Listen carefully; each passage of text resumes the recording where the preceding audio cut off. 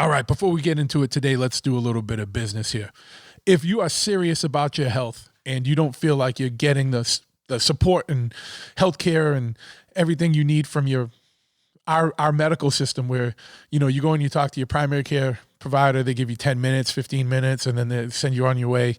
You got to talk to my man Christian Yordanov. If you're serious about your health, if you got some issues you want to deal with, if you just want to feel better, if you want to live longer, if you want to live healthier, you got to hit him up. He's a functional health practitioner, and he's also an author. And if you're a Patreon subscriber, the Big Truth back channel, I'm going to be giving a copy of his book away. So now's a good time to log on, because if you're a paid subscriber, you're going to be automatically entered for that. Well, I'll post up a little contest for it. You know what I mean? Because I want to be fair to everybody. So check that out. Go to patreon.com/bigtruth. But if you want to hook up with Christian and learn how to live better, feel better, and it's all data driven. So you're going to do some blood work, you're going to do some urine testing, you're going to find out what your body's deficient in, what you have like inflammatory responses to or bad responses to, and you're going to learn what to avoid. He's going to develop this whole protocol specifically for you based on your data.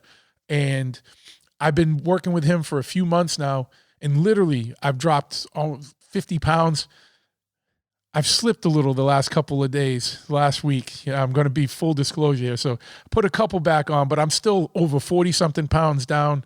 I went from drinking 3 to 4 Red Bulls a day to maybe one a week, one every 2 weeks, or whatever energy drink, not just particularly Red Bull. I'm not giving them a unpaid shout out or anything. And I'm feeling better, man, feeling good. And people have noticed, they're like, damn, dude, you look, even though I'm stressed out, it's been helping so much with stress. Because as you know, I have the tattoo shop, I have this podcast, I have Chopperhead Custom Cycles, I got the bar, the redacted content. I'm running 7 days a week, and I'm feeling great. So it's awesome. So check them out. livelongerformula.com/bigtruth. Just tell him I sent you. He's actually going to hook you up with some extra stuff, take a little bit, and he's going to go through. You're going to talk more with him before you even sign up than you probably have talked to your primary care in the last 15 years. So give him a shout. If you need some artwork, go to tattooflashcollective.com. My man Johannes is going to hook you up, right? Whether you need a little postcard piece of art or you need a full poster, and there's different print qualities you can choose from, whether you just want kind of like a cheap poster or you want a full like museum quality archival print that is going to be a family heirloom. Check him out, Tattoo Flash Collective. He works with artists from all over the world, and it's a collective. So it's like, the artists are getting paid, they're getting treated fairly, and Johannes is a good dude. Everyone loves Johannes. He doesn't got a malevolent bone in his body, and he does right by everybody. So go support him. TattooFlashCollective.com. If you use the promo code BigTruth at checkout, you get 10% off your order. If you are a back channel subscriber over at patreon.com/bigtruth, you get even more off your order. So, membership has its privileges. And obviously, if you have a tattoo shop, hit him up. He's going to hook you up with like the coolest flash out there, the best stuff. Like, you're going to make so much money off the flash that you get from Tattoo Flash Collective that it's going to be an investment that pays for itself in like days. All right. I've been talking about the back channel. That's where we go deeper, unfiltered, raw, more analysis, early access to episodes. You get more involved in the show. Check it out, patreon.com/bigtruth. Just join up the back channel, dude. Like, just get on the team. Get on the team.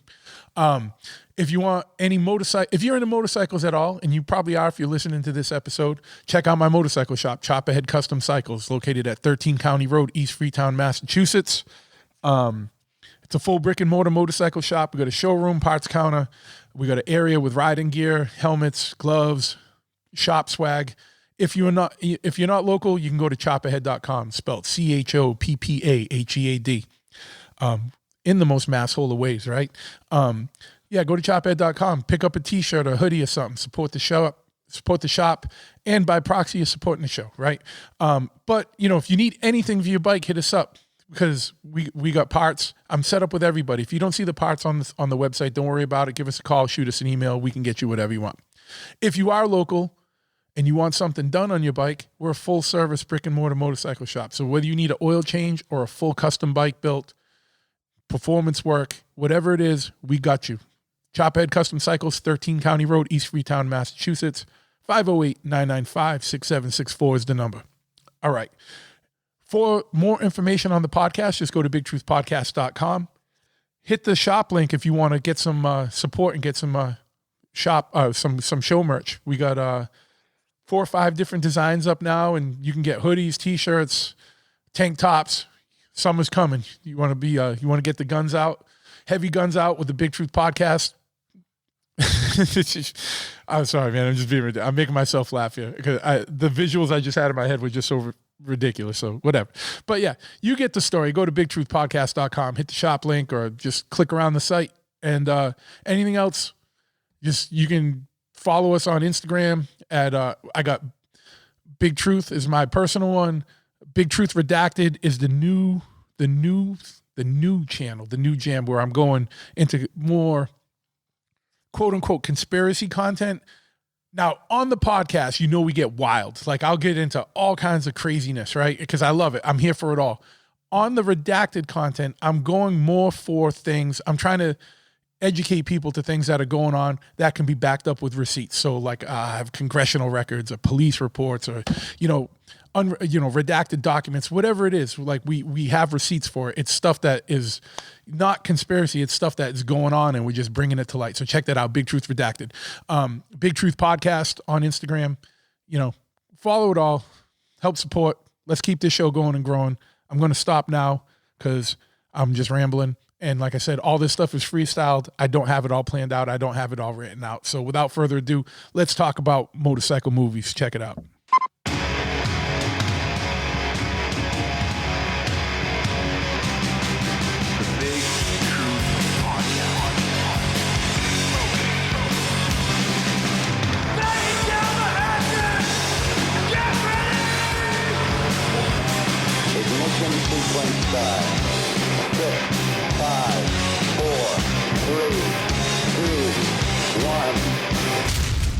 We have a liftoff. Yes, once again, we have liftoff. I want to thank you for tuning into this episode of the Big Truth Podcast, and I'm stoked to have my man Eric Kinsey here, who's a longtime guy in the hot rod and motorcycle and chopper worlds. He's written for all the magazines that you used to love when print was still heavy and going.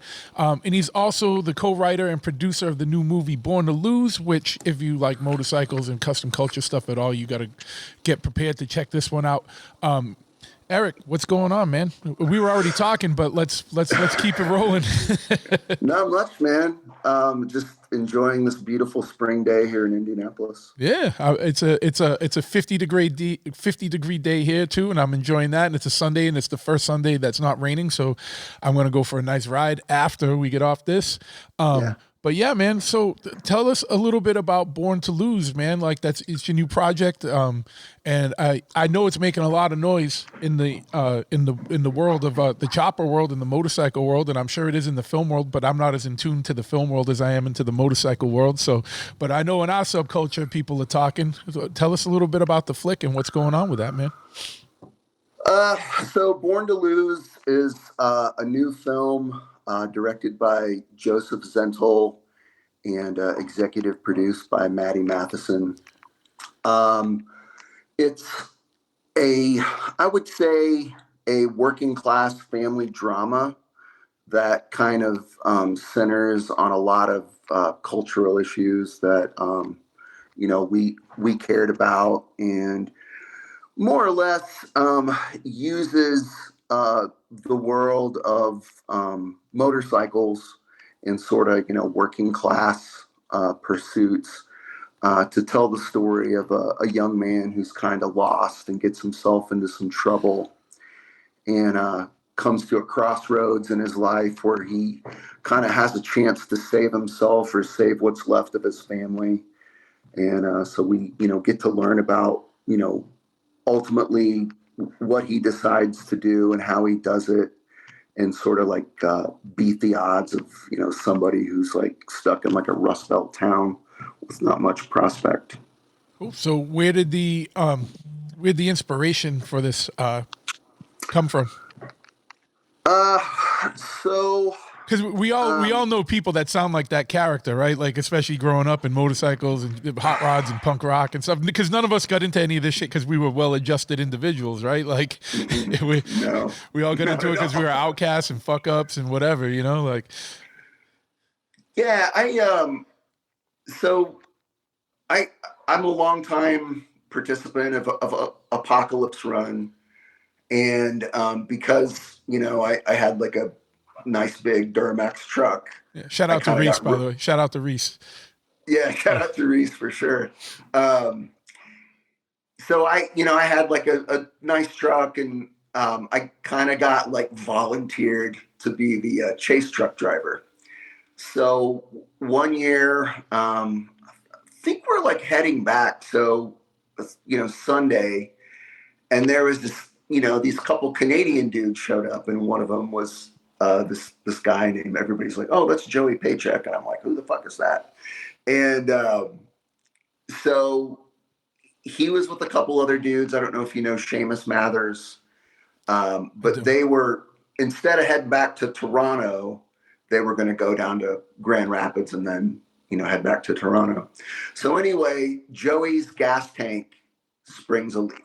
He starts like spraying gas all over him.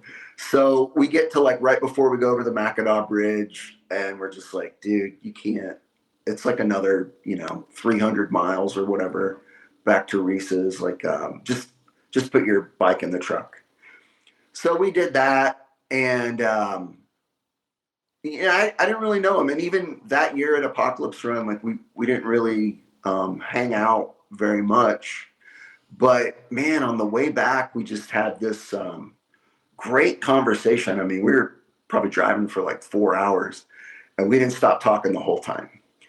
And it turned out that he had gone, I think it's called School of the Visual Arts, which is where he went to school, college. And that's where he, learned the craft of filmmaking. And and that's in New York City. And so, as I was telling you off air, my mentor, Chris Fouts, was one of the editors of Iron Horse magazine. And he was also the roommate of Indian Larry. So if you've ever seen a picture of Chris, it's like he has this like Indian chief chopper, and that's one that Larry built for him, or with him, I guess. But anyway, we get to talking about like old New York, like the old New York chopper scene, which I wasn't there for that, but I just love that whole thing with like Indian Larry and the Chingalings and Chuck Stag and all Zito. yeah. All the Steve Bonji, Yep. and just like all those badass dudes. And so, and he had like all of his like own experiences and stories to tell as well. So we really hit it off there, and then got into talking about like, music, and, liked a lot of music, like not just punk stuff, but like, rock and roll, jazz, Sure. Early country stuff. And then especially when we got to talking about films, man, we were just like, right in the same, kind of vein between the two of us. So, we part ways, and I was, doing this podcast called Rulers and Writers. And I hit him up and I was like, hey, man, I really enjoyed talking to you. Would you want to come on my podcast and talk about, your experience as a filmmaker? Because at the time, I mean, this was like 8 years ago. So it's, a long time. That was the early days of podcasting, right? Especially for like subculture stuff. Like you were ahead of the curve there. Yeah. It was crazy. And I asked him, just like, would you want to come on? And because it's kind of hard to find guests at that point, Because at that point, people said, "What the fuck's a podcast?" Well, they were, and because I was so rooted in the magazine world, so I wrote for Greasy Culture, Show Class, Dice. And then I did, some bigger, titles like Rod and Custom and Street Chopper and International Tattoo Art, like I said. And then I had like a column about just like history in the local newspaper. So I was, basically like, I knew the print thing was kind of winding down. Sure, yeah. And so my thought was like, oh, I'll give this, podcast thing a try. And it was, kind of, I was doing okay.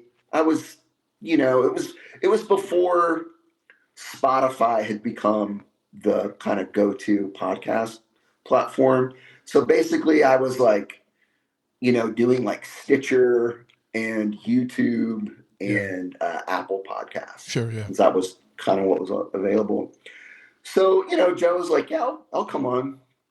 So, we do the interview, and it was cool because it's like we had talked, on that whole ride back, but I found out a lot more about him as a person and as an artist.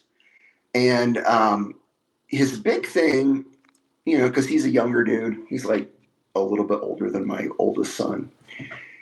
But his big thing is he was really into doing like hip hop videos. And that's kind of where he had like made his name. And then hopefully I don't get any facts wrong about his career. It's been a long time since I listened to that podcast. Yeah. But he had also done a lot of work with Vice. So, Vice magazine and then Vice Media. And I think he'd done like a mini documentary on Drake. Like they knew each other from Toronto, and just had like a lot of like really cool stories to tell about kind of being in that world of hip hop videos. And he had even, I think it was in 2011, he had been nominated for a Video Music Award on MTV Video Music Awards. And so he was, he knew his shit. Like he was coming along. And at the end of the interview, I said, so what's next for you?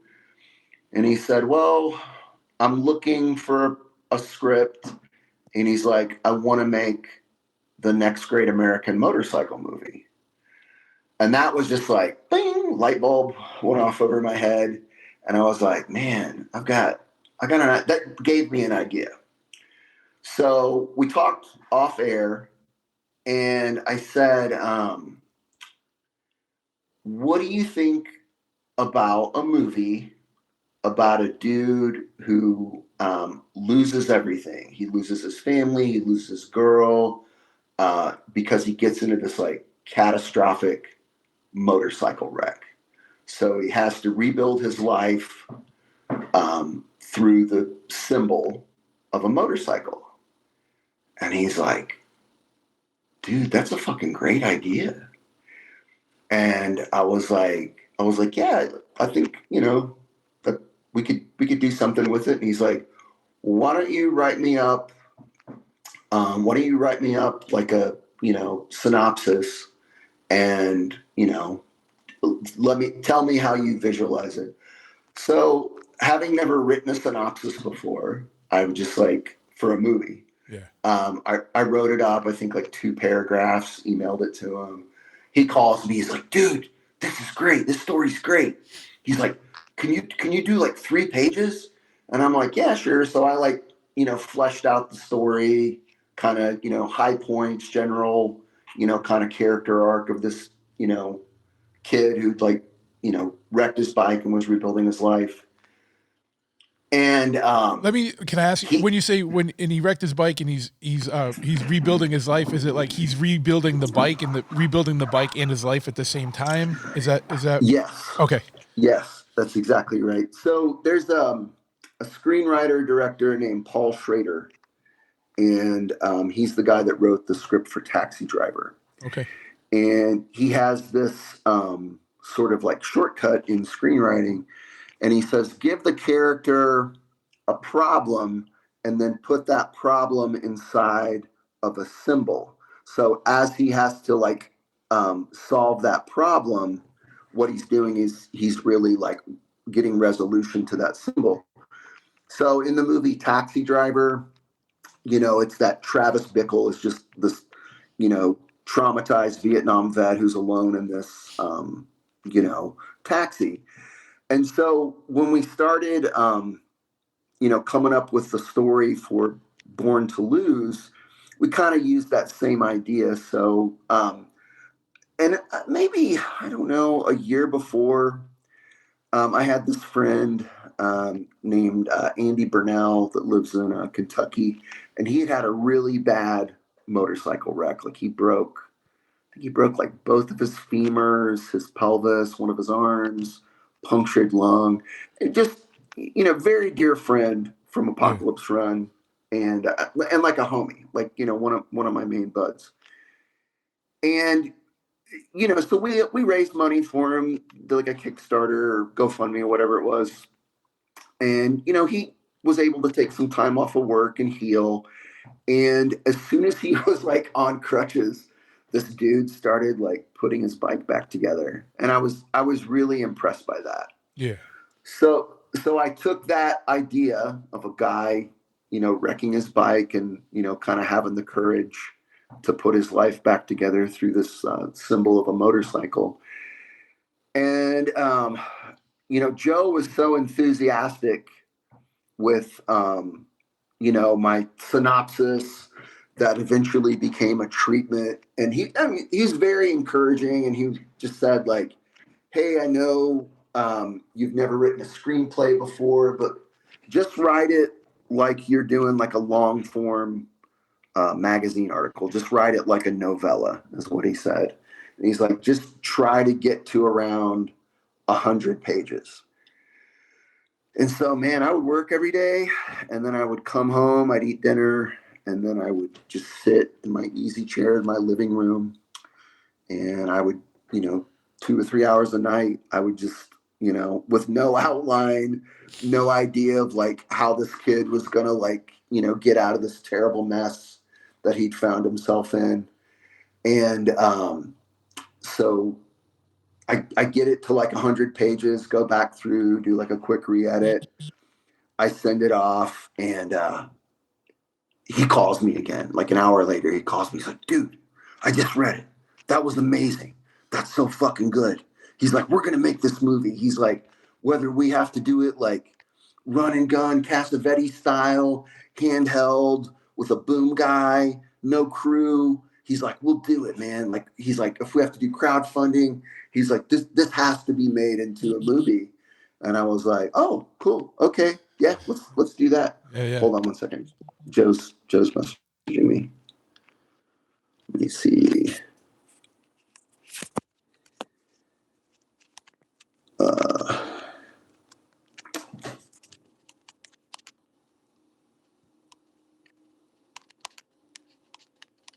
While he's doing that, everyone, June 18th, don't forget, we got the custom social show happening over at Laconia Bike Week and the Chopperhead 25th anniversary party, so don't miss that.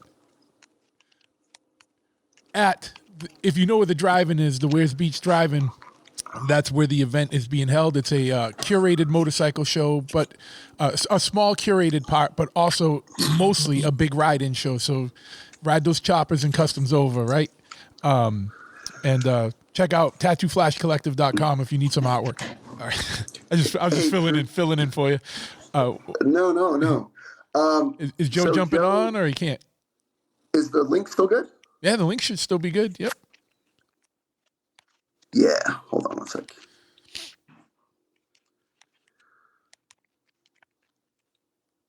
All right. So to wrap up the kind of like how we got going, we had so I had written the initial treatment, and Joe was kind of like showing it around. So this was maybe, I don't know, 6 months in after we'd initially talked, and so he ends up kind of showing it around to some people, and he ends up running into a friend of his from high school named Pierce Sergo. And he read it, and he was like, man, this story's great. He's like, this is a really cool story. It's got a lot of, interesting elements to it. The characters are great. The world they live in is really cool. You know, could Eric write this up as a script?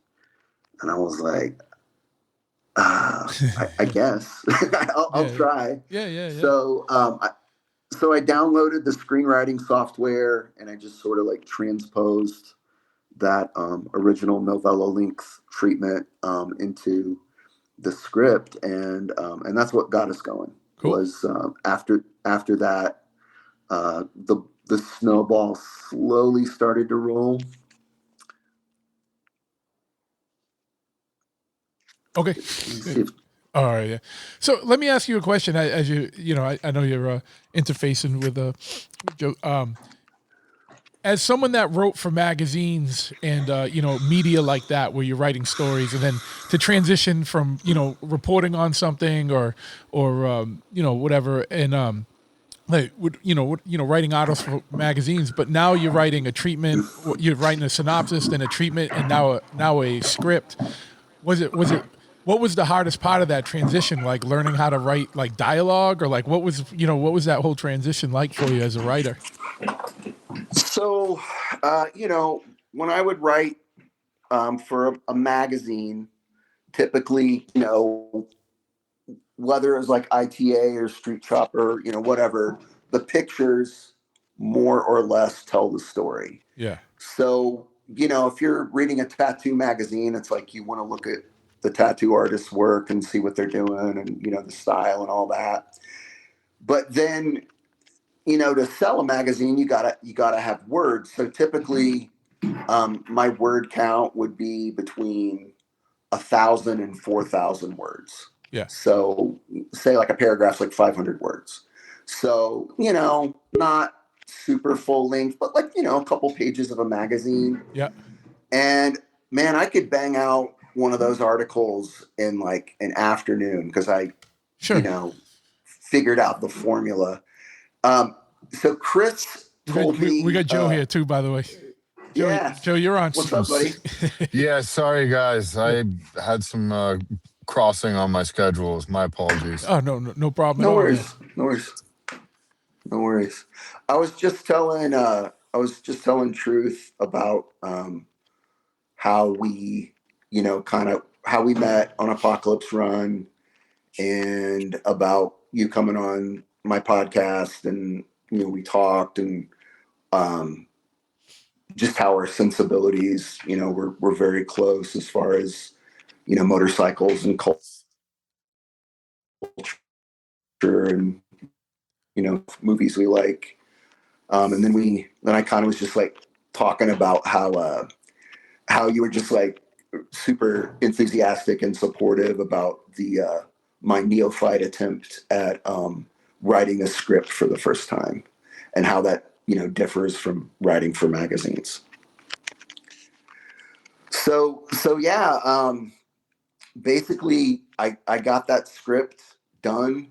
I think it was pretty rough, but I think narratively it made sense. The character arcs were there, the characters were there, the world was there.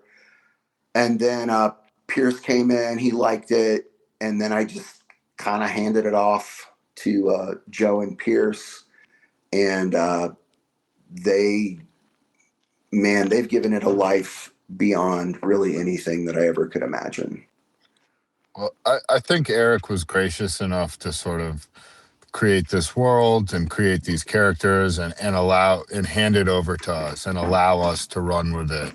Yeah. And, we found a way to sort of take what he had created and make it personal to us and tell the story that we specifically wanted to tell.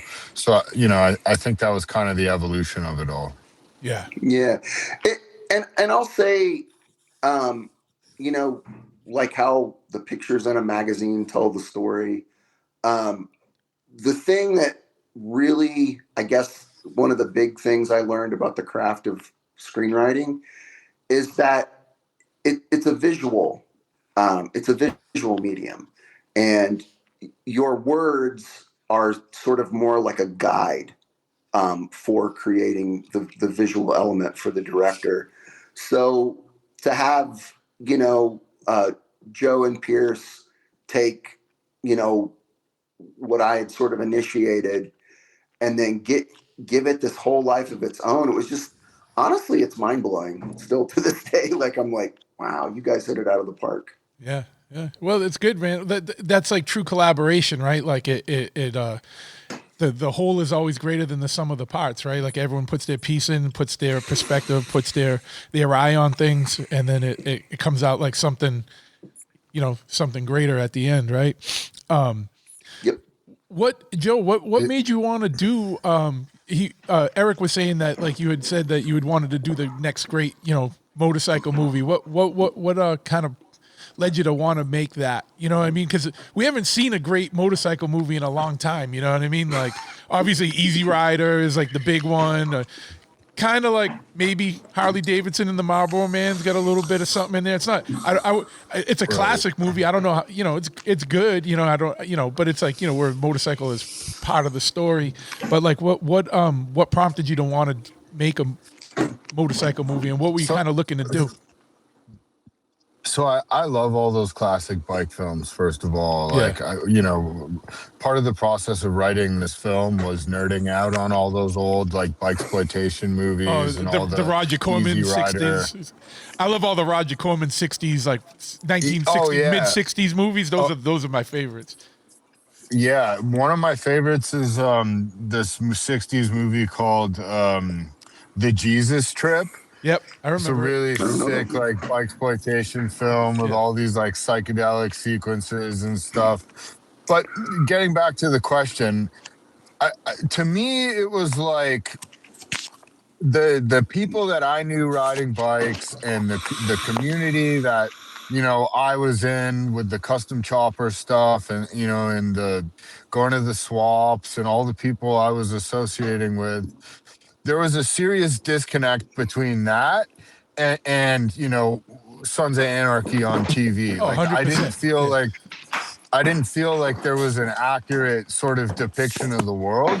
No. And I thought, with my filmmaking background and also kind of having one foot in the motorcycle world, I thought there was like a good opportunity to bridge the gap there a little bit. Yeah. And also, a lot of the, conflict that Andy, the main character, goes through in the film is based on a lot of sort of like true stories from my real life and the lives of people that I knew. And I felt it was largely underrepresented. So, as I was saying, I really wanted to bridge that gap. It was important to me to make a bike film that felt honest to me and it felt honest to the scene. And I think there was a real desire from people to have something legitimate to gravitate towards, because, the stuff we see on big budget TV, it's very Hollywood. It's very theatrical, so it really felt like it was something I really wanted to do, to sink my teeth in and tell this raw story and do it in an uncompromised way. Like, we did it on a small budget and we got to keep all of our creative control and we got to do it in a way that maintained integrity. And I think that speaks for, like, the larger, like, people get involved with bikes in the first place because they don't like the rules. They want that freedom. They want to kind of like blaze their own path. And in a way, I feel like we got to do that and we got to represent that ethos. And that's in essence, the gist of it. Yeah. Well, you know what? And in our world, with the custom chopper world, like you said, integrity and, but also like, the realness of it. I'm glad that guys that are into custom motorcycles are making the custom motorcycle movie, because, if it was just some Hollywood culture vulture bullshit, like, everyone would see through it and just laugh it off and whatever. So, like, I'm sure the authenticity is going to be like a major part for you. So, like, even on whatever scale, like a movie like yours will be relatable to anybody, you know what I mean? That's like interested in the main story. But also, like, you're going to have the respect of people that are involved in the custom motorcycle world, be like, yeah, the dude did it right. Like, and that's important, you know what I mean? And that's awesome. You know what I mean? and to me, that was honestly one of the most important parts of it, and one of the most rewarding things after years and years of trying to make the movie, making the movie, editing the movie, and finally being at the point where we're finding an audience and releasing the film. At Cinequest, when people were coming, when guys who rode there on their bikes or guys wearing patches or whatever came up to me and they're like, "Hey, I really appreciate the authenticity of all the little details. When he was talking about a part, he was holding the right part in his hand. When they have the bike on, when they have the bike on the lift in the movie." And it's like, yeah, of course, because we knew how it needed to be. We had, we had real mechanics and real bike wranglers and real people on set, like, facilitating all that and really helping us with that. And that was important. And it was like, as you said, it was a group effort. We couldn't do it. This wasn't a singular effort. It really took a small village to make this all happen. And the each bike, each hot rod in the film is almost its own character. Yeah. They're in large. As it is in real life. It's an extension of the personality of the character. Whether it's a flamboyant sort of paint job on an eccentric character, or a more subdued, like bare bones Sportster chopper on, for a guy that has nothing and his bike is his whole life, and he kind of rides in and out of, literally and metaphorically, of all the situations in his life. So, yeah. No, that's awesome, man. And it is true, right? Because then that's what I was going to ask: is the bike treated as a character, like the one that's getting rebuilt? But now you even said even beyond that, the other bikes, like I guess the dude's homies bikes, are also part of it as well. Yeah, man. So tell me a little bit more. Like, when did this start, and like how long was the process of like from when you guys first started talking and kicking around ideas to like the actual production? And also the other thing I respect about this is that sounds like from what you guys are saying that this was a true, like, one thing that is like important, I think, in the worlds that we come from. Like me and Eric were also talking about music and stuff and everything before.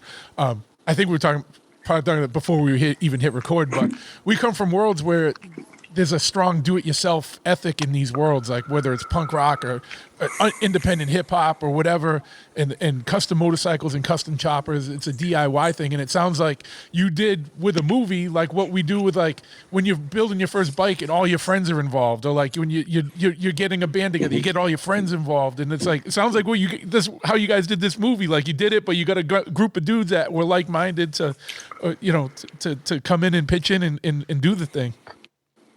Without the generosity and graciousness of many, many people in the chopper world, like, this movie straight up wouldn't have happened.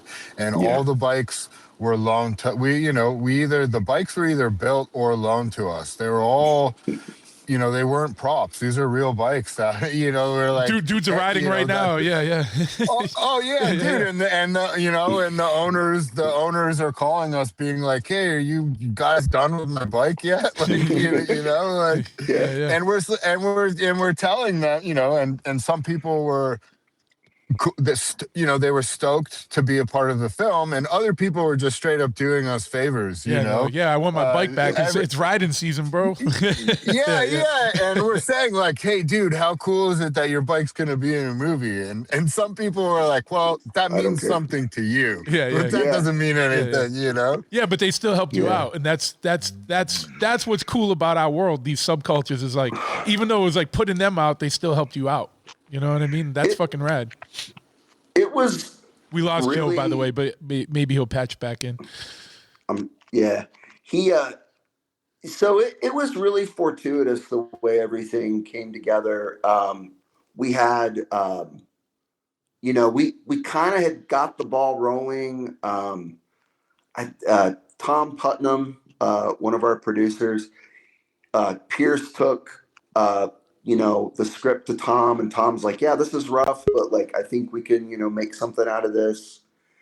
And so, and then Maddie came on, and he, kind of committed, like, believed in us. And we were just getting some traction, and then the pandemic hit.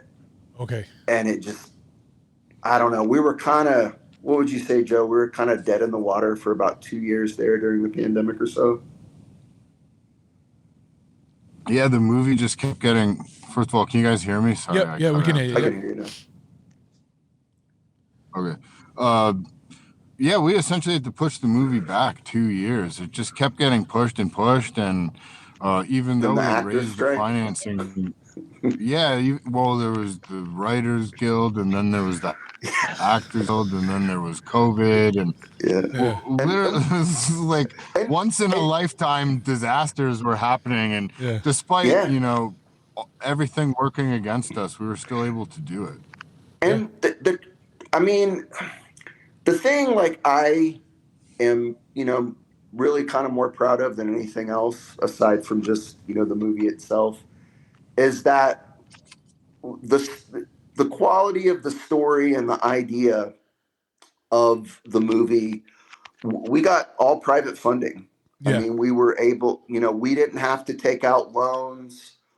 We had investors who liked the story, who liked the idea, and they were willing to stick with us through the long haul.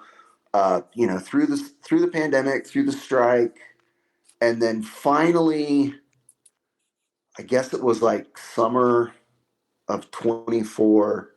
I got a call, and they're like, "Be in Paducah, Kentucky, on this day." Nice. So we had gone down. We'd scouted, did a couple location scouts.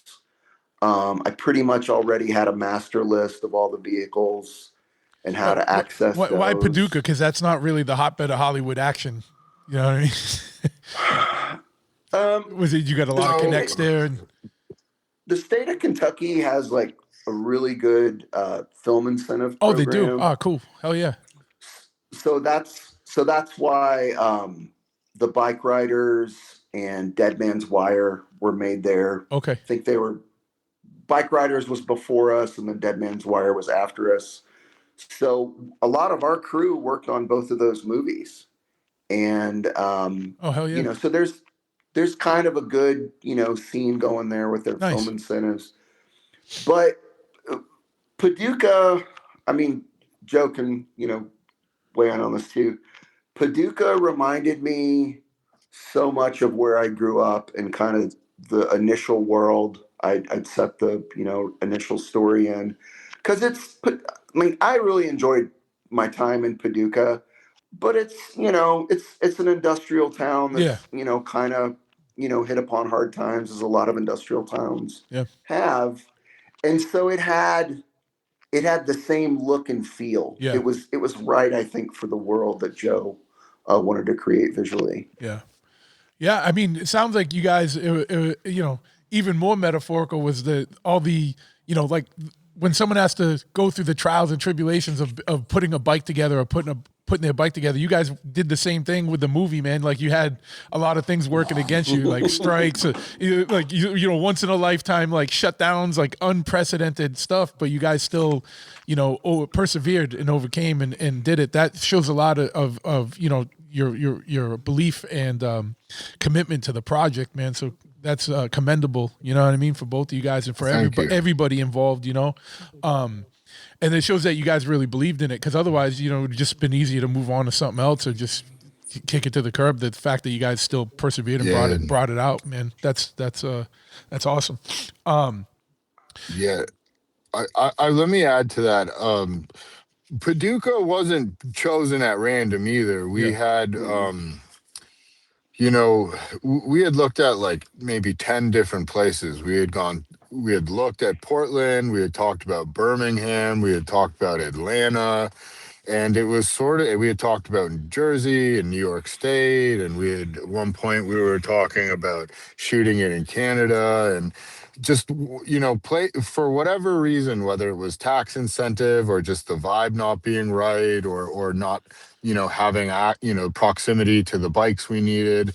We sort of just went through that process of elimination. And I remember getting out of the car or the truck in Paducah for the first time and just looking around. And not only did it logistically make sense because it was ticking all the boxes of what we needed, there was just this like undeniable feeling in the air that this was the it just felt right. You know, it's like when your bike's finished and you walk back from the lift and you see it for the first time. Like that's kind of how it felt. It had it was a gleaming possibility Yeah. for us. The vibe was right. And working in yeah, the vibe was right, and everybody like opened their door for us. The mayor, the police department, the fire department, the local tow company, the local classic car dealer, like everything from catering to hospitality. And the local Harley So, dealership was incredibly like, generous. They helped us out a lot. Yeah. Well, it's good, man, because that's like if you got all those people helping you, that makes things go a lot smoother than if you got some of them working against you, right? Or like, or people being resentful that you're there, you know. Especially, you know, like local police or the mayor, you know. And if the mayor's on your side, hey, you know, things go a little smoother, right? Joe, you still there? We've been in that. Okay, Joe, you're there, but we can't see you. Can you hear me? Yeah, we can hear you. We just can't see you. So I was just making sure you're still there. I'm here. Okay, cool. Sorry, guys. I'm in a parking lot in Buffalo, New York. Oh yeah. No, I know Buffalo pretty well, so I get it. But no, go ahead, Eric. Sorry, I didn't mean to cut you off there. No, Paducah was just the right place, and I think what kind of helped us as far as like Paducah, the location, is it's right on the river there, and it definitely has an industrial section. But 5 or 10 minutes outside of town, you're in that kind of lush, green Western Kentucky, trees and fields, and it was great because it had a lot of like I would say different visual textures that were within a 20-minute drive of the city of Paducah. So the different locations that you needed, like there was a lot right locally that you said within like a half hour. For sure. Less. Yeah, well, that's cool. So our in the film, one of the main characters, Jed, his like home tow yard bike shop ended up becoming like our production facility. So that was like the main hub. So we shot the first week, we used it as a set, and then it just became our office. And it was kind of like the line between reality and fiction was blurred. And, for a couple months, we were very much not only making the movie, we were living the movie. And I know that's a cliche to almost say, but until you do it, you really don't know what that experience is like. Yeah. And how was that for the cast? Did you cast like a lot of guys from the bike world, or is it like general actors or a mix, or like, how did that go? Yeah, so I mean, casting was a super long process. We worked with a really good casting director, Suzanne Scheel, out of New York.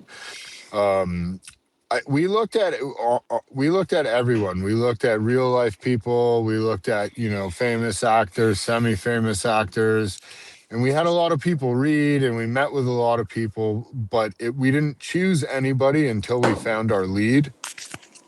And when we found Dylan, it was like finding Paducah. It was like an aha moment.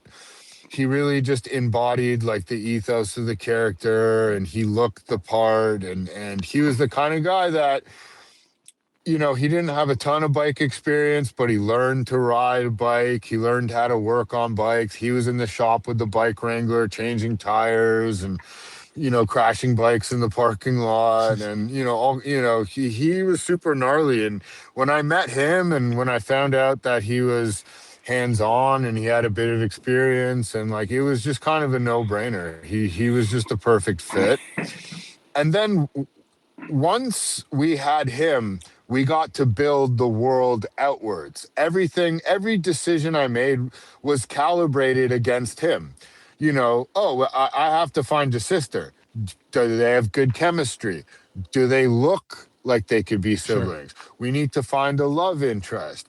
But do you believe these two would have chemistry? Do you believe they would, and you have to make like making a film and directing a film. It's like 10,000 macro decisions a day.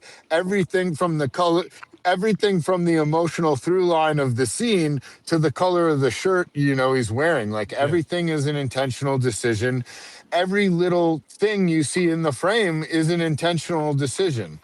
And and if you're not a filmmaker, you maybe don't, if you don't build engines, you don't know how many little, nuts and bolts and rods, and you have valves, and you have no idea of the nuance of that. So once you put it all together in this very piece by piece kind of way, and you step back from it and you look at it at large, like that's when it really comes together. Yeah. Yeah. So, when is it set to come out? Yeah, so we're doing River Run Festival in I believe it's a week and a half from now. That's Okay. Winston-Salem, North Carolina. And then we have a big UK premiere lined up. I can't say more than that because Okay. it's not announced yet. Sure. Yeah. And then we have a festival we're doing in Croatia. We're basically doing a series of festivals right now. We're in the process of the submission. We're halfway sort of through the festival cycle, so we have some lined up and we have some in the pipeline. Sure. And then we're going to do a small theatrical run, hopefully at the end of the summer, early fall. And then the short answer to your question is around Thanksgiving, we believe we're going to be on streaming. So, Oh, nice. Yeah. we're in the process right now of selling the film, talking to distributors.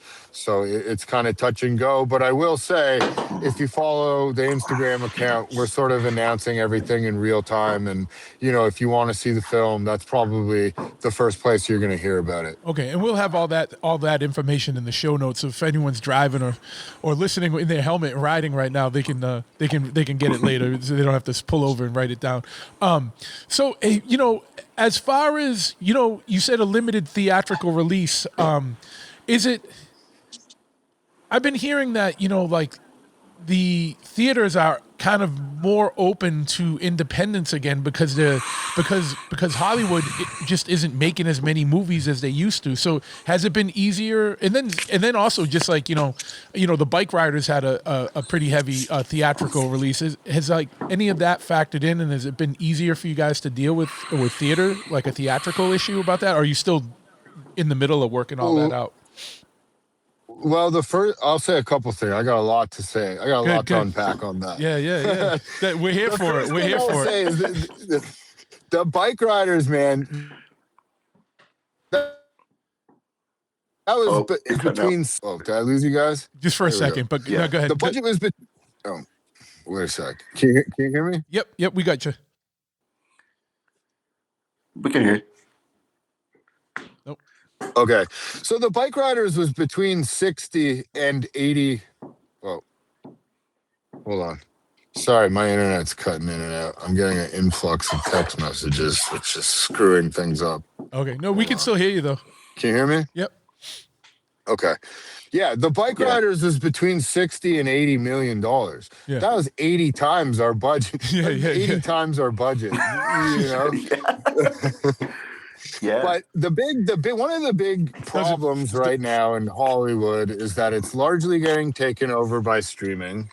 Theatrical is essentially evaporating. Yeah. There used to be a 90-day minimum theater run on movies, and now the studios have cut that down to, I think it's 12 or 17, which is an atrocity because we all grew up going to the cinema, going to the theater, watching projections on 35 millimeter. Yeah. Now, people are watching fucking movies on their iPhone while they're scrolling Instagram, while they're doing this, while they're doing that, while they're doing their Pilates routine. Like,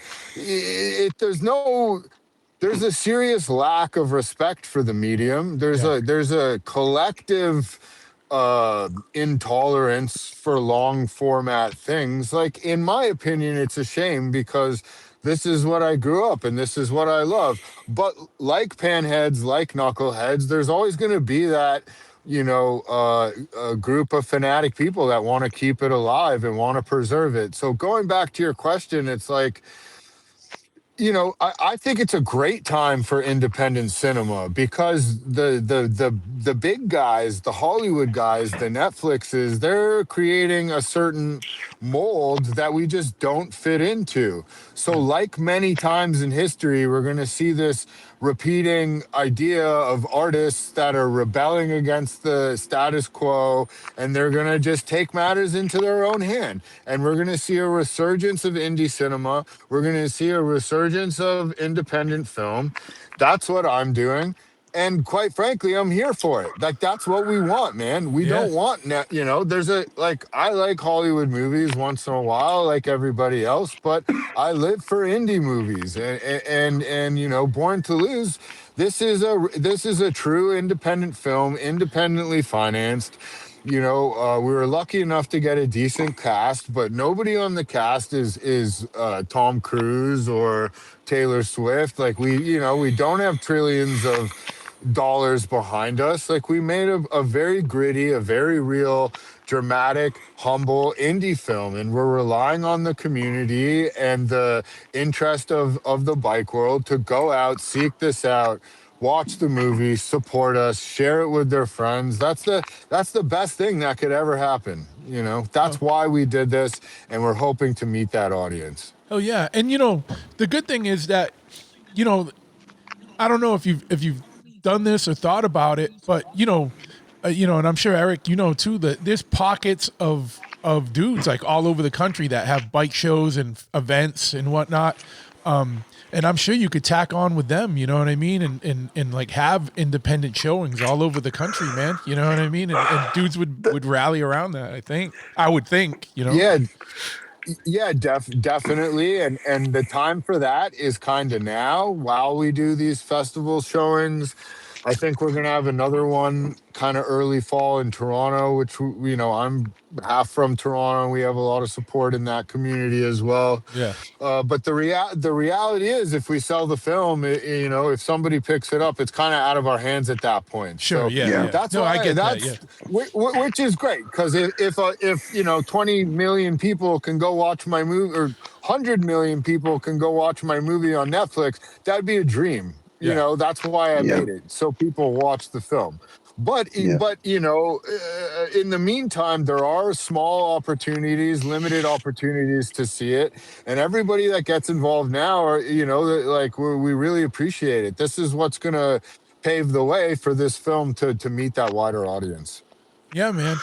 And, I'll tack on to what Joe said. I think as far as like where the world of movies is now is I think people kind of want something real. I think they want that vicarious experience of having the hero that they can identify with. And the character of Andy and his world and the dilemma and his family and supporters and his enemy in the movie, they're all like familiar people. They're all very relatable. And it's like, I don't watch superhero movies. That's not my thing. But even if I did, like, what am I going to be, like Spider-Man?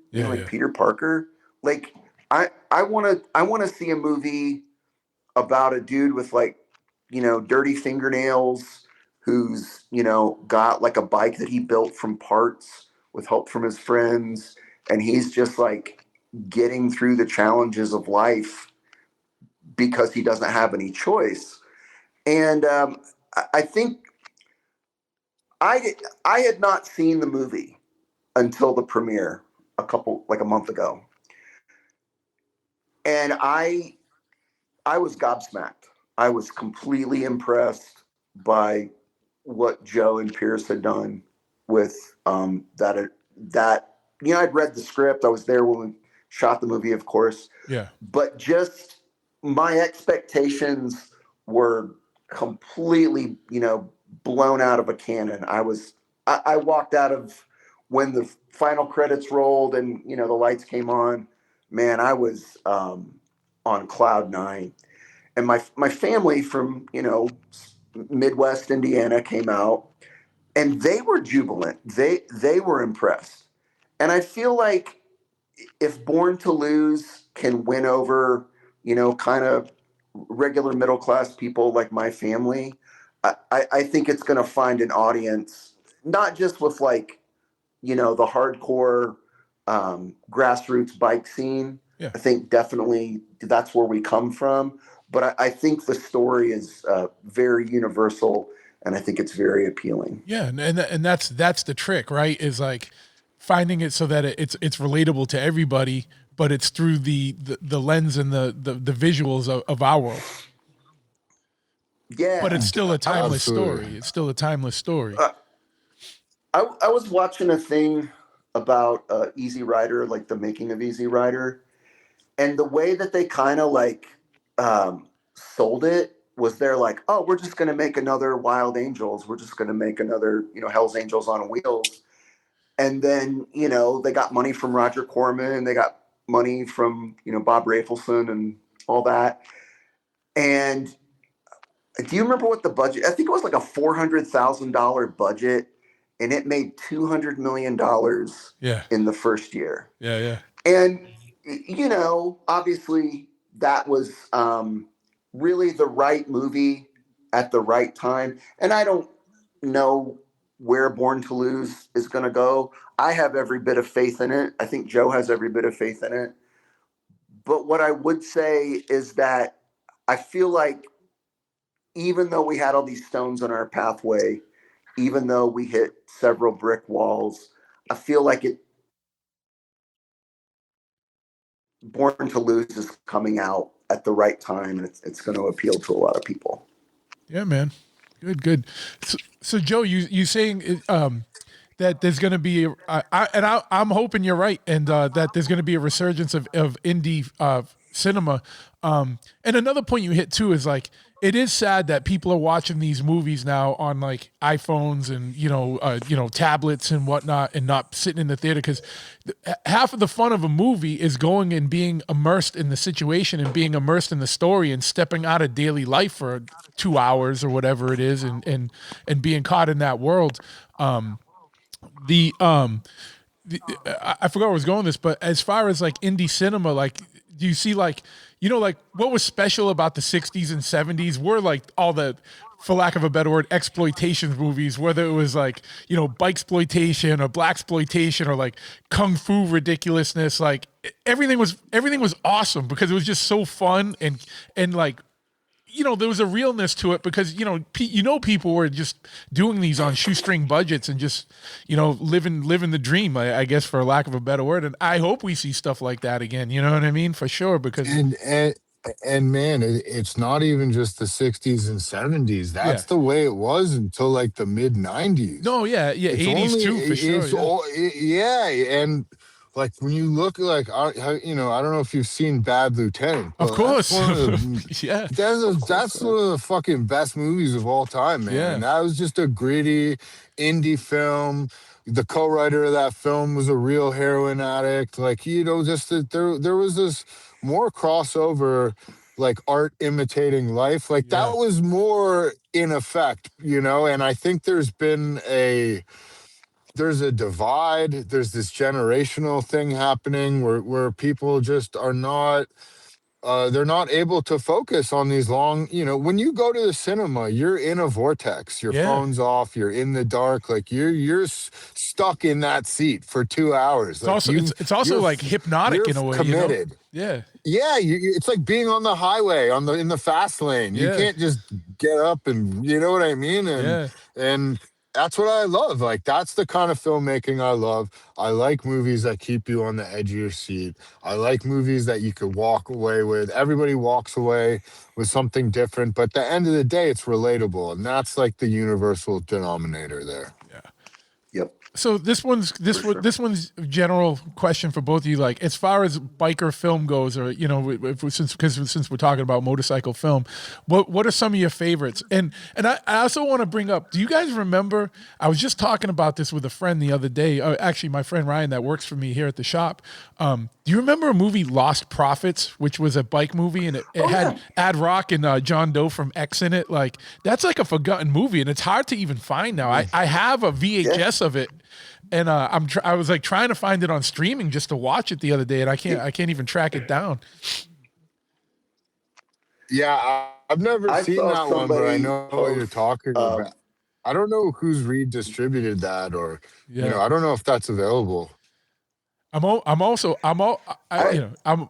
that it's well, no, it's not old enough yet to do it, but I hope someone puts it back out, because that one's definitely worth watching. It's like a road trip, finding yourself movie, but it's just weird that it was like Ad Rock and John Doe from X. Like I don't know, I would love to get more of the back scoop of like the story behind the making of that one.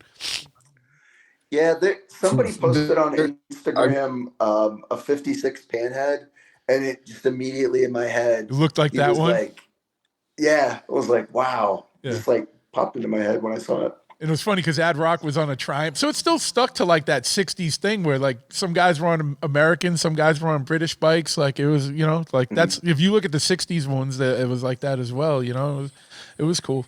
But yeah, what are some of the standout bike movies for you guys? Where have you seen Werewolves on Wheels? I almost had that T-shirt on today, man. I wish I did now, because I would have been. I got the T-shirt, dude. I love that one. I love like shitty, gritty, like horror movies, and like that. Werewolves on Wheels, like it was like everything. It was like occult stuff. It was like biker stuff. It was like psychedelia. It was horror. It was like it combined every genre in a great way. I mean, there's a lot of crossover between the exploitation and like the early horror kind of stuff. Yeah.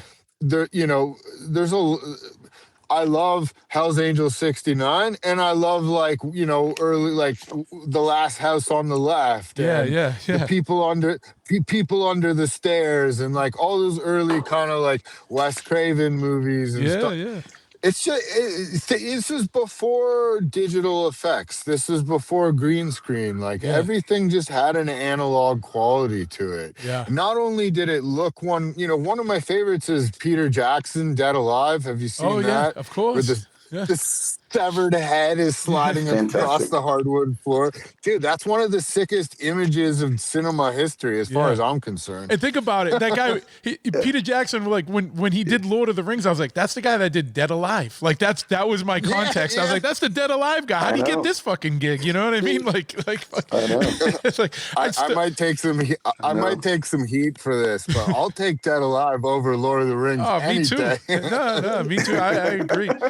I love old like 70s like Hammer movies too, like Satanic Rites of Dracula and stuff, like where they like just weird occult and like horror stuff. Like I love it. And there was a bunch of guys on like the Guardian dudes were on bikes. Like so it mixed everything, it was like perfect movies, dude.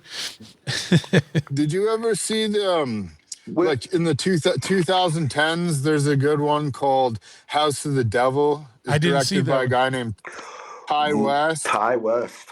I didn't see that. So Great he's movie. gone on to do like a bunch of kind of bigger budget A24 horror stuff, but his first couple movies are like really kind of gritty horror, and they embody that. Like I'm writing it down right now. Had like House of the Devil. It kind of has like a throwback 80s vibe to it. Yeah. It has the spooky house in the country. It has the American Gothic couple that you don't know if they're a sweet old couple or the embodiment of the devil. Like that film really ticks all the boxes for me. Yeah, in that genre. The creepy old couple is I can't think of the dude's name. Tom Noonan, I think. Is that Tom? Wasn't he in Texas Chainsaw Massacre or some other horror movie? And then Mary Warrenov, who is the principal in Rock and Roll High School, but she was also part of Andy Warhol's factory. And it's a small cast. I think even like Ty West, appears in it. But yeah, visually it's great. And then they use that song, One Thing Leads to Another by The Fix. As in the soundtrack. Yeah, I love that movie. I didn't know Joe liked that movie too, but yeah, that's one of my favorites, recent ones. Well, that's the beauty of podcasts, right? You find out more about your friends while That's exactly right. But yeah, so Joe, that's how Eric and I really got to know each other. Yeah, he Eric had Yeah. told the story, Yeah, I think, Eric. before So you jumped on. Yeah, yeah. Sorry, continue. I cut you off there. I was gonna say, I grew up watching this local Central Indiana horror movie host, Sammy Terry, and he had all those Hammer horror movies, Yeah, yeah. and I love those, man. Those, I feel like that's one of the what they did with those like low budget movies, and it was really kind of like they just let the costumes do the work, Yeah. you know. But I think there's a certain facet of filmmaking that's kind of been abandoned, and it really is. It's that idea of like fun, watching a movie for fun, having that vicarious experience, losing yourself for a couple hours in a dark movie theater. And man, I remember watching those movies on TV, and I was scared to death. Yeah, yeah, yeah. And what I wouldn't give to feel that again, I know. That's what But sucks, that's right? the Is like magic of filmmaking. yeah. I feel like the older you get, there's not a lot that like freaks me out anymore. Unless it's some like really good psychological horror or something. But it's like, but just being scared by some campy stuff, like, yeah, I miss it too. Did you see, Joe? Did you see Late Night with the Devil? I saw. No, I know the film. I didn't see that. Man, that one. That was a good slow burn. I watched it. I think I watched a good slow burn. And I think I watched it like 3 times because I just really love the visuals of it. So let me ask love you the this, because I only story. watched it once, but I was Even thinking the of watching it special again. effects. Did you get more out of it did you pick up more things when you watched it, when you rewatched it? Dude, so I know you're like big into like the conspiracy analysis stuff, which I am too. And so many of the references in that movie, I knew what they were referencing. Yeah. So that part of it I really enjoyed for sure. But that came through more so on the second and third viewings. Okay, so I'm gonna have to put it on again then, for sure. Yeah. Yeah. Yeah, as far as like biker movies, I would say probably my favorite is The Wild One because I used to be a rockabilly guy, Okay. so Yeah. that one really appeals to me. The Wild Angels, I love that one because I mean the bikes are great, but just like the soundtrack is fantastic, like Davey Allen and the Arrows. Oh yeah. What's the Willem? Is it Loveless? The Catherine Oh, The Bigelow? Loveless is yeah. good. Yep. Yeah. That one kind of was on like I didn't have much context, and when I saw that, I was kind of blown away by it. Yeah, Catherine Bigelow. That was her first movie, her first big movie. Yeah, I mean all the ones you guys have mentioned are great. It's like I just love how wild it got, like, and how ridiculous it got, like with like just having the term angels in the movie, because then you went on to like the pink angels, so you had to get the gay bike club, and then the black angels and the naked angels, and it was just like it just kept getting ridiculous, more and more ridiculous, and I love that. I'm here for it. You know what I mean? Like as long as the bikes are good in it, like you can get the most ridiculous movie you want. I'll watch that because, like I said, I watch. Especially those movies, like they're great and they're all great in their own way. But I like just they're time capsules of the bikes too. Like, and the bikes are such an important part of the story, even though they're not really talked about or anything as much in those movies. It's just a vehicle. But I mean, I love looking at the old choppers in those movies, and that's why I'm looking forward to this one, man. You know what I mean? Because it's like of our time. When we started putting together the bikes and the cars for the movie, Joe kind of gave me that responsibility, and I feel like the main bikes in the movie like really capture the world of Andy and the people in Born to Lose. And I know for Joe, like that was an important visual element. But that was some of the feedback we got was like, man, you guys really nailed it on the bikes. Good. I gotta say, we wrote portion of the movie around existing bikes. So, it was like I was like, I knew like I'm gonna shout out like Andy Burnell.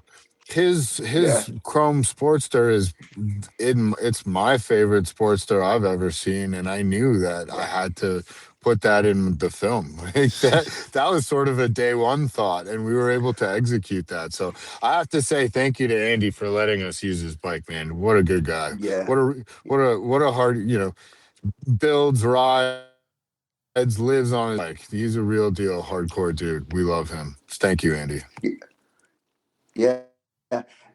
And that was I was telling him about earlier how Andy's accident kind of was like the first little idea of like creating the story.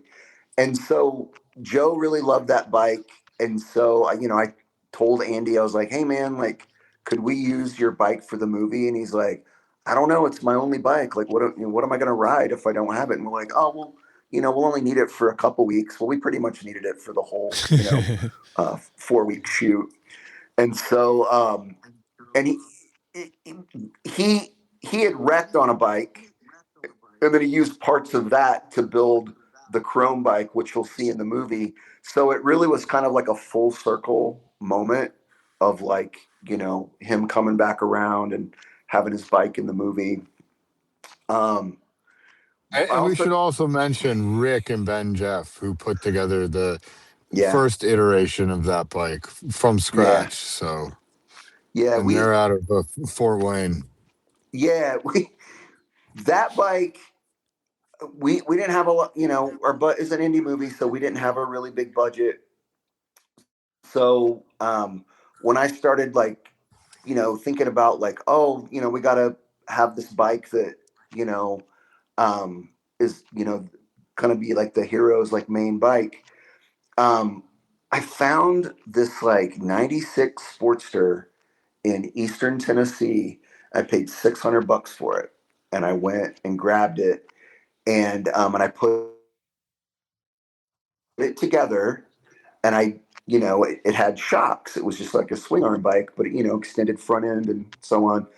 And I get it all together, and I'm excited, and I send it to Joe, and he's like, "Oh man, that's cool, but it's not a hardtail. It has to be a hardtail."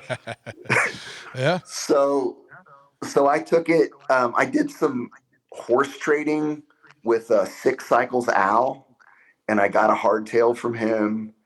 And then I took basically the raw material to Rick and Ben in Fort Wayne, and man, they hit it out of the park, and really definitely gave me a bro deal. They did a And very also worth saying, Lowbrow helped us out a lot, man. Yeah. They lowbrow. gave us Okay. they gave us a bunch of stuff to make that bike actually run. Yeah, Yeah. to Tyler's a make good it dude. I known Tyler for a long time. He's a good dude. the best. And Mikey Revolt was Yep. Yeah, All Mikey. solid. fantastic Yep. as far as helping us out on that. And then the red panhead, the 65.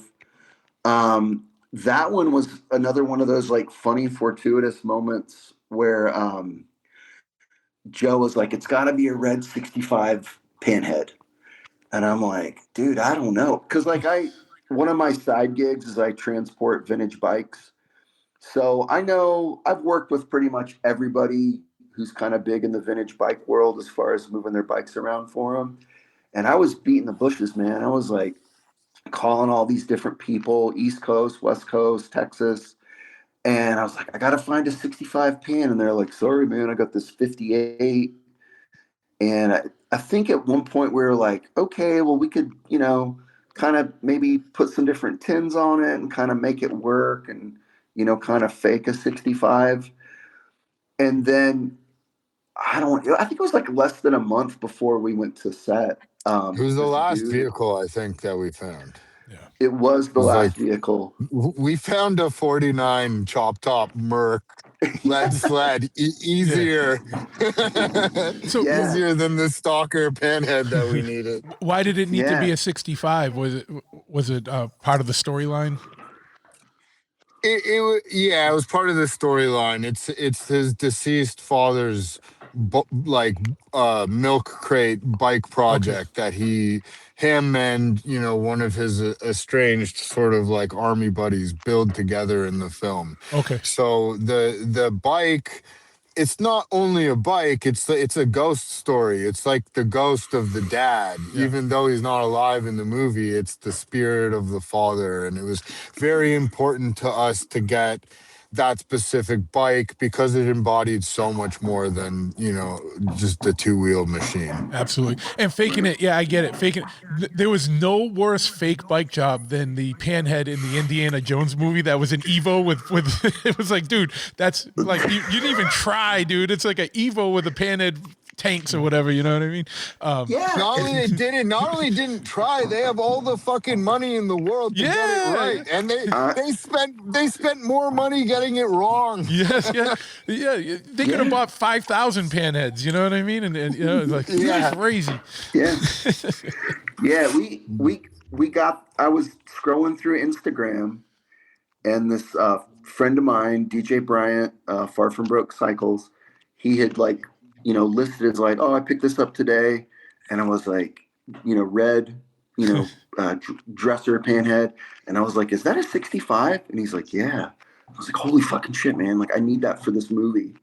And he lent us the bike to make the movie. Oh, yeah. And it was perfect. It was a perfect bike for the movie.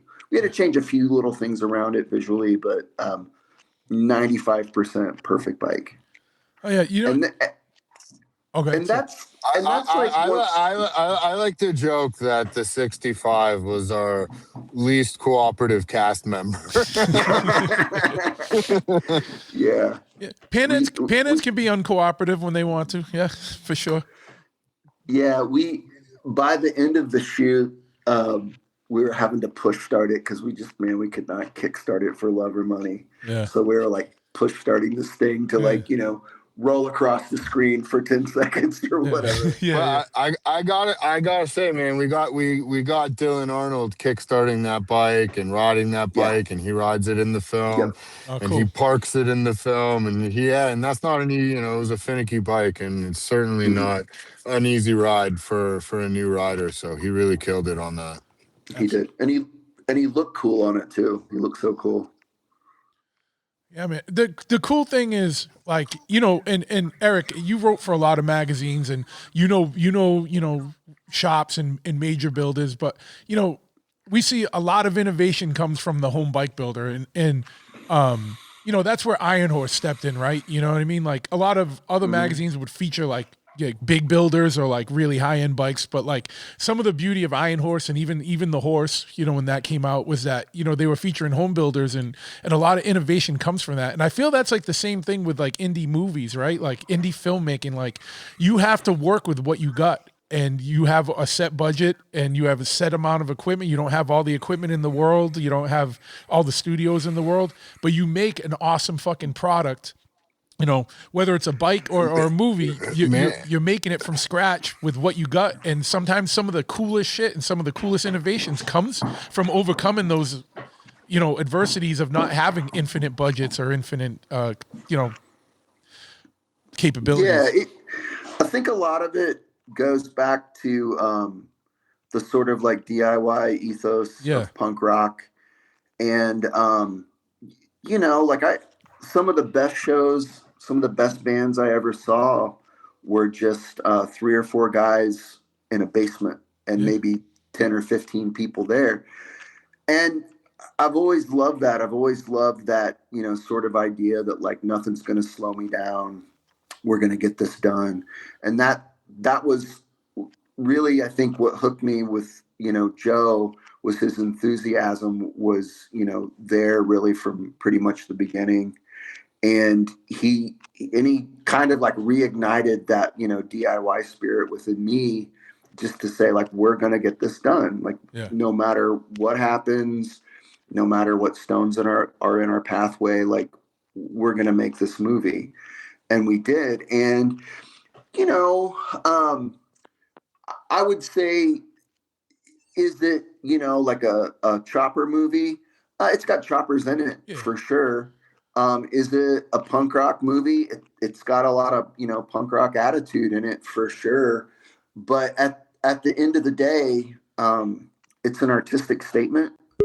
And I think when you see it, you're going to be, I think you'll be impressed by how many things kind of Joe was able to wrap up inside of it. Cool. Yeah, we got Joe back. There he is again. Yeah, sorry guys, I have Yeah, terrible service. No problem. That's okay. So I think you were going to say something, Joe, when we were talking about this a second ago, and then they cut out. We were talking about like. Sorry, I lost. Oh yeah, so we were talking about like making whether you're putting a home builder, guy in his garage putting a chopper together, or independent movie. A lot of innovation coming from like the independents, because you have to overcome a lot of obstacles and a lot of hurdles to get the job done. And definitely what I'll say about that as well is this movie is largely about two bike builders that come together and deal with the, a loss of their friend and father and the grief of that through building a bike. And that's ultimately how they come together. So, Yeah, we lost him again. Well, cool. Anything else that we haven't hit on with the movie, or if you are in Central North Carolina, Winston-Salem, North Carolina, we're going to be showing at River Run Film Festival. We've got 2 screenings. The first one, I believe, is at 7 p.m. on April 20th. And I believe the second one is at 4:30 p.m. on April 22nd. Joe and I are both going to be there. We're going to be hanging out. If you are interested in seeing the movie and you're hearing this, feel free to direct message me on Instagram. I'm Eric J. Kinsey, initial J, Kinsey. But we want to get it in front of as many people from our world as possible. And we want that to sort of be the big bang of it, helping it go out into the world as well. I'll say one thing about, when I saw it at the premiere in San Jose, I think the best compliment I got, I think Joe's back. I think he might agree with me on this. One of the best compliments I got was I had invited Max Schaff to come see the movie, and he rode that like orange knucklehead swing arm bike that he built. And at the end of it, he came up to me and he said, "You guys made a great movie." He's like, "There's 2 things that are very dear to me, and I really, try hard to gatekeep because I don't want a bunch of crap coming in." But he said skateboarding and choppers, and he's like, "Man, you guys, you really did justice to choppers with this movie." Oh, yeah, so man. that was huge high five for me personally. Oh yeah, man. Where can do you have social medias and websites and stuff that you can shout out for the movie so people can find more information about it? Follow us on Instagram at Born to Lose Film. And then you can follow Joe at Joseph Zentil. And then the production company is called Strange Customs. And like I said, you can follow me, Eric J. Kinsey. I pretty much repost everything Born to Lose posts, plus all my normal goofy stuff I post. Hell yeah. And so I'll have all that again, and I'll have all that in the show notes. Oh wait, I think we got Joe back. We'll try him one more time. We'll try him. Let me see. Let me get him in here. Random parking lot in the middle of nowhere. So no problem. Forgive man. me. Yeah, no problem, man. We got you back. We're wrapping up. He was just giving all the socials for the movies and where to find you guys. I'll have all that in the show notes. But Joe, any other parting things now that we got you? Nope. I think we lost him again. All right. On that note, don't hang up. I'm gonna shut this off. I want to thank you guys for coming on today. I encourage everyone, go see this movie because it's important. It's going to be a good movie, just a good story in general. You can watch it with your whole family, right? You can watch More or them less. more or less. You know, maybe not the little kids, maybe not the little kids, Maybe but not the little kids. maybe not the Teenagers little and kids, above, but sure. yeah, teenagers above. Yeah. But you can show it. You know, you can have your aunt and uncle there with you, whatever. You know, show it to a lot of people. Get this out. Support independent cinema. Support independent bike builders. Support independent bike shops, hot rod shops, magazines, media, whatever. Don't let the culture vultures get a hold of this. Let's keep it in control of.